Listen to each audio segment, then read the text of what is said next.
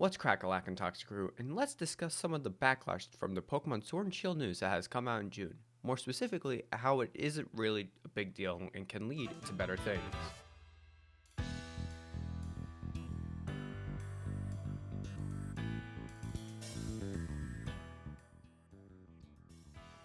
First up is Dynamaxing, the quote-unquote inflation tactic that is the main gimmick of Sword and Shield.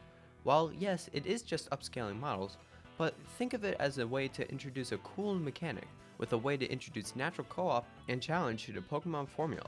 Imagine if the evil team has something to do with Dynamaxing, like making an army of all Dynamax Pokemon, or a max raid battle can be integral to the story. I'm not really one to delve into deep topics, but if you take this more aside from face value, it could be a really cool concept to see develop.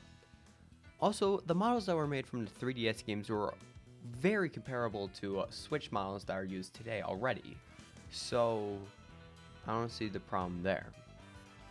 And since Dynamaxing Pokemon is somewhat easy to code as it is just transforming the object, adding an inner glow, and adding the spiral and cloud animations on top, they can make more room to add animations or a lengthier story and or post-game.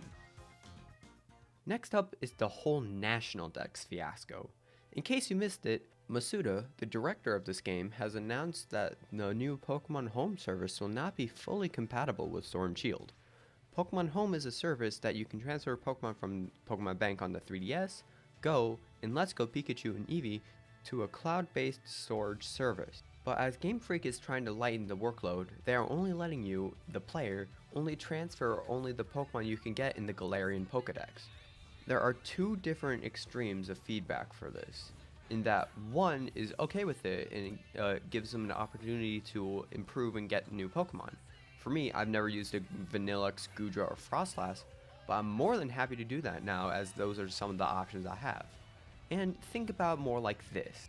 From my estimates, there will be a total around, say, 900 and 950 Pokemon total after Sword and Shield is done. So think about it like this.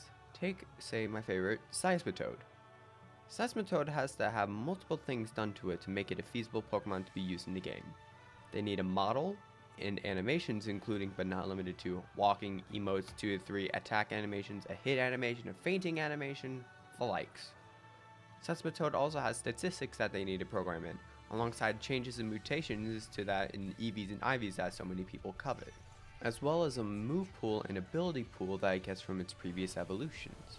So it also has to retain info from its previous evolution, Palpitoad, which has everything I said for Seismitoad, and then there's Temple, which has everything that Palpitoad does, and it itself in Palpitoad has to have something that it can register as an evolution thing.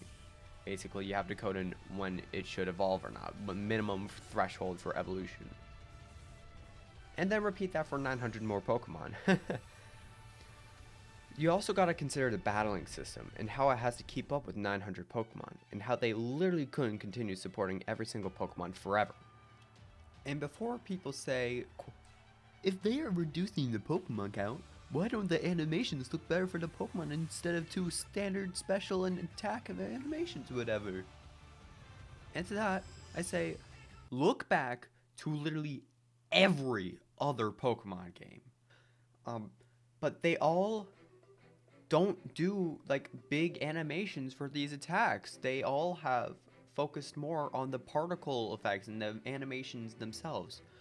For instance, how Arm Thrust conjures up 2 big ass hands and slippity slaps the ever living fook out of an opponent. To see what I'm talking about, New Frame Plus's video discusses this further in depth. It actually is very interesting and it's one of my favorite videos on YouTube. And also, there's an article conducted by a US gamer that also supports why I'm staying here as well. So you can go read that. That's going to be in the description below. So keep in mind, I'm not getting this information from nowhere. I'm actually getting it from sources.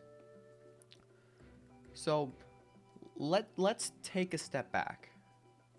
There's going to be 950 Pokemon in this game. We all know that. All the Pokemon fans know that. But they have realized, the Pokemon Company have realized that there's too many. We're approaching 1,000. 1,000 unique and different Pokemon that have a place in everyone's heart, at least somewhat. I know personally my favorite is Seismitoad, but I know people who despise it. But the thing is, they cherry picked the ones that they feel is best for Galar and the regions and all that going forward. And if there's Diamond and Pearl remakes, there you go. That's your Sinnoh fix that you all want. And honestly, I don't think there's anything to complain about. There's people gonna be whining or complaining about how there's not gonna be enough Pokemon, or the Pokemon they want isn't gonna be in there, but that's just the long and short of it. If you don't like Vanillux, I'm sorry. The art director of the game, his favorite Pokemon is Vanillish, because he designed it. James Turner is a great dude, and he designed them. So that's out of your control. Yeah. I'm going on this tangent long enough. In my opinion, there's only a couple ways to change this. The most prevalent of this is after a patch. Maybe they could do it all at once. Maybe they can do it in increments. But you also have to take into consider dev time and file size. The file sizes are huge. Sun and Moon, 3 point something gigs. That's a lot. And if they want to downsize it or whatever, that's fine. What we can only do now is support them instead of criticize them for the choices that they've made, because we don't know everything there is about Pokemon Sword and Shield yet. There's already 170 something Pokemon that Cerebi has caught. There's already going to be more. After E3, we learned about a couple more, notably Impidimp and Yamper? Yamper, the Corgi one. So, yeah, there's not really something we can do. It's just, we just gotta roll with the punches. Hey guys, Toxiquid here. I'm just here to let you guys know that I am going to be taking my yearly vacation in July, so do not expect any uploads during that time. But in the meantime, enjoy my other content. My Skylanders video has been doing pretty well. If you want to watch that, that's going to be at the end card. But until next time, cheers guys.